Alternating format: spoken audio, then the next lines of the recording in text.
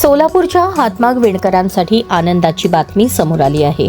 मुख्यमंत्री देवेंद्र फडणवीस यांनी सोलापूरच्या प्रसिद्ध हातमाग सिल्क साडीचा पारंपरिक वस्त्रोद्योगात समावेश करण्याच्या सूचना प्रशासनाला दिल्या आहेत। ही मागणी आमदार देवेंद्र कुठे यांनी पावसाळी अधिवेशनादरम्यान मुख्यमंत्री आणि वस्त्रोद्योग मंत्री संजय सावकारे यांच्याकडे केली होती।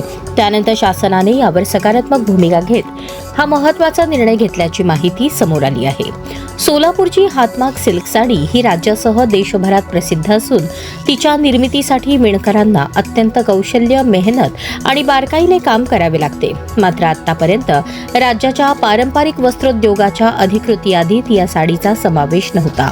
या निर्णयामुळे सोलापूरच्या हातमाग उद्योगाला नवी चालना मिळण्याची अपेक्षा व्यक्त केली जात आहे। तसेच विणकरांना विविध शासकीय सवलती आणि आर्थिक सहाय्याचा मार्गही मोकळा होऊ शकतो। विशेष म्हणजे राष्ट्रीय हातमाग दिनाच्या निमित्ताने आमदार देवेंद्र कोठे यांनी ही आनंदाची बातमी विणकर बांधवांना दिली। त्यामुळे सोलापुरातील विणकरांमध्ये समाधानाचे वातावरण आहे। दरम्यान हा निर्णय विकसित महाराष्ट्र 2047च्या दिशेने सोलापूरच्या पारंपरिक वस्त्रोद्योगाला अधिक बळ देणारा ठरेल असा विश्वास व्यक्त करण्यात येत आहे।